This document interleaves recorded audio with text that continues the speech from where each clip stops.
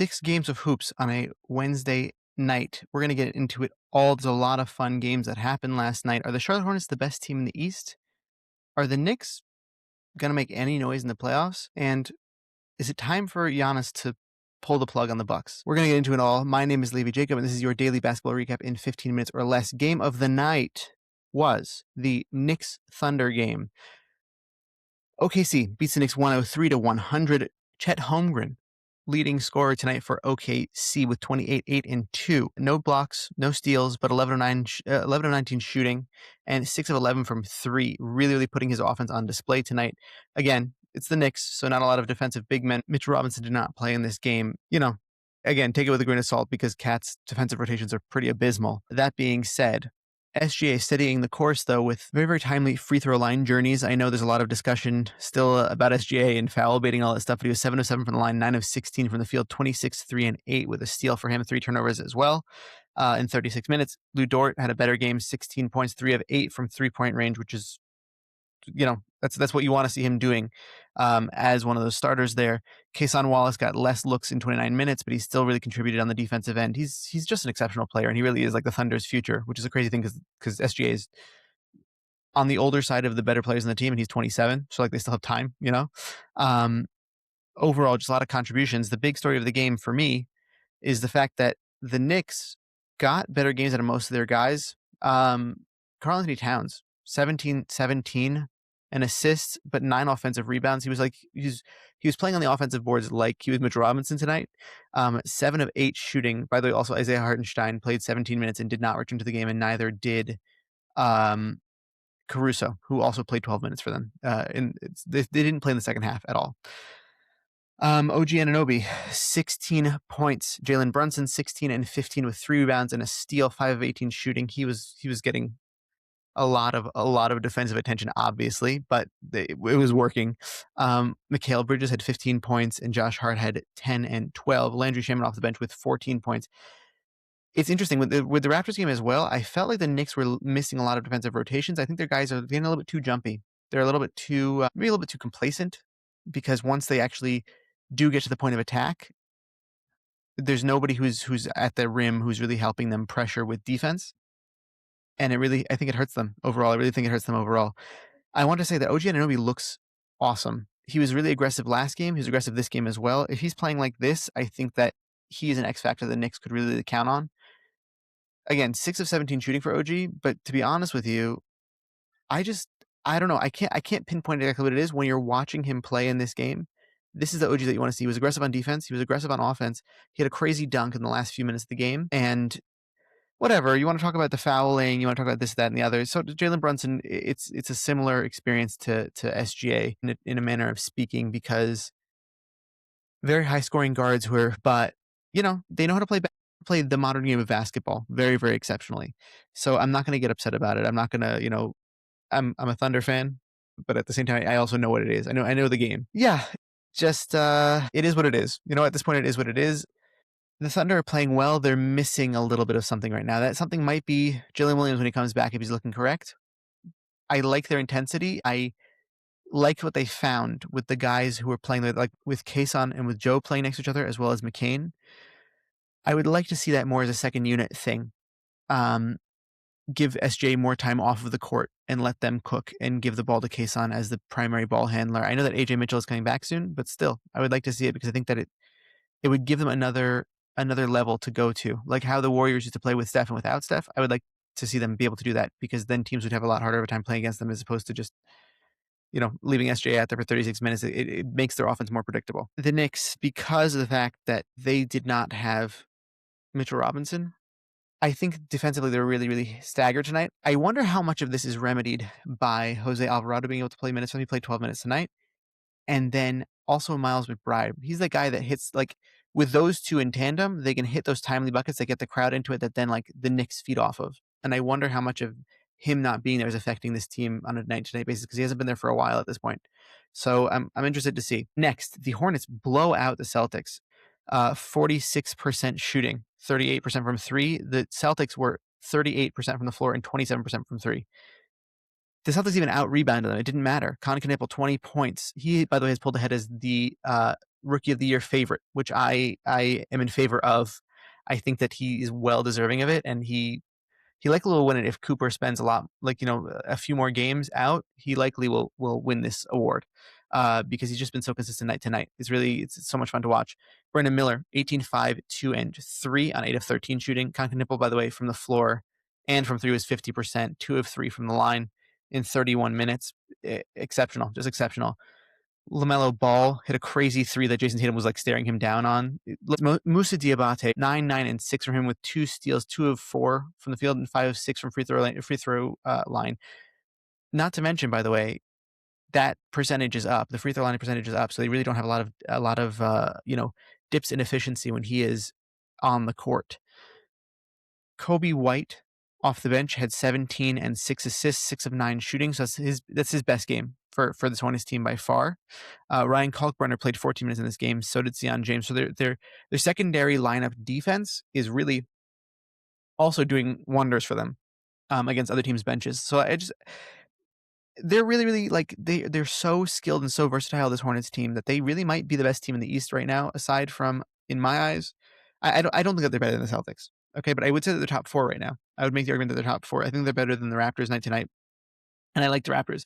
I think the Knicks are still better than them night to night, even though they're on this heater, they're on a good streak, a good trajectory.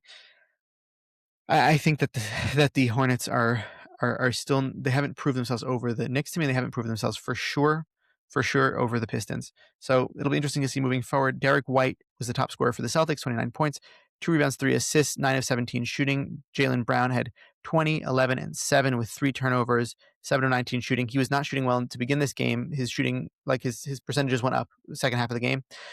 Next, the Sixers beat the Jazz 106-102. Very, very fun to watch Keontae George and Tyrese Maxey go back-to-back. Quentin Grimes sealed the deal, though, late in the game with free throws. Those were the difference maker in this game. Keontae George had 30 points, 4 rebounds, 2 assists, and a steal, 10 of 24 shooting, 5 of 11 from 3. Ace Bailey had 12 points, 5 of 16. Was not a good shooting night for him. Isaiah Collier off the bench, 18 and 5 with 3 steals and a block, 3 turnovers, 5 of 10 shooting for him, 8 of 8 at the line. Just overall, good game from the Jazz. They really have so much talent, despite the fact that they have so many people who are out right now. I'm really still very impressed with what what they're able to display on the court. The Sixers, again, only winning by 4 points here. Tyrese Maxey, 25, 2 and 6 with a steal and 3 blocks. Awesome defensive game from him. 8 of 22 shooting, 7 of 7 from the line. Quentin Grimes in the starting spot because VJ Edgecombe again was out with the back soreness from last game. 16, 5, 2 and a steal on 7 of 12 shooting. I love watching Quentin Grimes. I like when he's playing well. It's just feel good for me. I don't know why. I'm rooting for the guy. Jabari Walker off the bench, 22 and 10 with 2 assists and a block, 7 of 12 shooting, 4 of 7, 4 of 6 from the line. This is a crazy thing to me. This is his second game in a row, back-to-back, of scoring 20 points for them. I wonder if they give him a starting out at some point soon and see how that looks next to Embiid when he comes back, and maybe they have a power forward who's able to play with them. But fun, really, really fun game. Just similarly constructed teams at this point in time, just because of all the injuries and whatever. Just to have these scoring guards go off. Next, Portland Trailblazers beat the Memphis Grizzlies 122-114. Drew Holiday had 35 and 11. He just went off. It was a lot of fun to watch. Really, really cool Drew Holiday moments in this game. Also, he has his new long hair now. He's really killing it. Second scorer for the Blazers in this game, second highest scorer, 39 and 4 with 1 steal for Jeremy Grant. And then off the bench, Robert Williams III, 20 and 11 with 3 blocks, 9 of 12 in 24 minutes because Donovan Clingan was ejected they said it was a flagrant 2. To be honest with you, maybe he meant to give the guy a little bit of physicality. They thought that he looked like he deliberately tried to elbow, I don't remember who the defender was, in the head. It didn't look like that. In watching it, it didn't look like that. He was upset with the guy, but it didn't look like he a flagrant 2 is usually a premeditated, you go up to the guy, you intentionally try to punch him in the face or whatever. It didn't look like that to me. I don't know. Clearly the officials thought differently, but either way, it wasn't so important to the flow of this game. Still within that time of 12 minutes, Donovan Clingan had 7, 9, and 4 blocks. Really cool. But Drew Holiday again was on his way to one of his career nights. with his 35, 5, and 11 with a steal. On the other side of the ball, Memphis had Jalen Wells as their top scorer with 24 points, 3 rebounds, 2 assists, and 2 steals, 8 of 15 shooting. Gigi Jackson put another good game up with 20 points. He's really become a staple for this Grizzlies team, really been producing very, very well. Maxence Prosper, 17 and 9 with 2 steals. This Memphis team is really, really teaming with a lot of potential, a lot of talent. One person that I really want to highlight here is Cam Spencer. I know that we've been doing this the whole season. I just think that even right now, with all of these young players around him, including himself, he just looks like a veteran. He looks like he knows what he's doing. When he gets open, he takes the shot. He's very efficient. He's very effective. I just like him. I like him. I think that he could really be a 6-man for a contender one day. And depending on how like the rest of the league looks, like I would love the Celtics to get him, for example, and him to be a facilitator for the Celtics, and to be backed up by Peyton Pritchard. Like I think that would really add to their team. I think he's good enough at team defense. I really like what he has to offer, and I think that he's a very intelligent shot taker and maker. I would love him in a lot of situations. I don't know what team would not like to have him. I think even the Heat would love to have him. He's really, really impressive what he brings to the table, and I like him a lot, and I would love to see him, continue to get increased opportunity. Next, the Hawks beat the Bucks with Giannis back. The Hawks had as their top scorer Nickeil Alexander-Walker. Okongwu played very well as well. 21, 8, 1, and 3 with 2 blocks for him. 9 of 14 shooting was the same percentage, by the way, as Nickeil Alexander-Walker. Jalen Johnson had 25 and 9 in 34 minutes.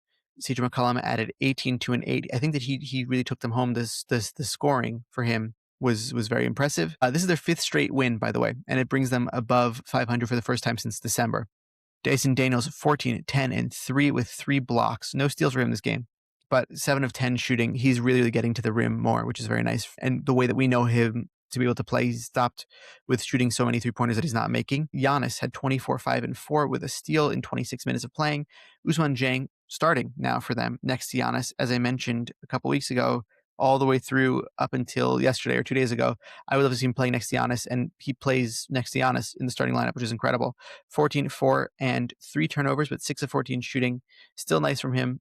Ryan Rollins, 13, 8, and 12 with 3 steals. He has to be in most improved player conversations right now. Like to this point in the season, he's gotta. Just overall a very, very nice win again for the Hawks to get to that winning record and again vie for a playoff spot. They're really rising up the rankings here. They're playing good basketball over the last 5 games, and I'm looking forward to seeing what they can do in the playoffs because I think that they will make it ultimately. And last game of the night, Clippers played the Pacers 130 to 107. Really, really destroyed them. Kawhi Leonard had 29. Brook Lopez contributed 17, 3, and 2 on 7 of 12 shooting. Off the bench, Benedict Mathurin had 23 points, 8 rebounds, and 4 assists, a block, a steal, and an assist on 8 of 11 shooting. 1 of 3 from 3, 6 of 7 from the line, but 22 minutes as well. So he's scoring not only efficiently, but also within a very limited amount of time. Really, really awesome. Darius Garland also coming off the bench, 12, 4, and 8. This is a better game than he had last time. 5 of 10 from the field, 2 of 4 from the 3-point line in 24 minutes. Pacers had Pascal Siakam with their top scoring of 29 points, 5 rebounds, and an assist on 30 minutes of play, 8 of 14 from the field.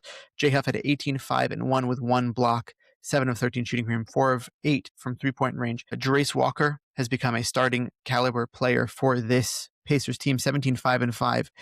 6 of 12 shooting, 1 of 4 from 4, but 4 of 4 from the line in 31 minutes. This has been your daily basketball recap in 15 minutes or less. I want to thank you all for listening. I want to thank you all for watching, and I hope you have a great day, and I will see you tomorrow.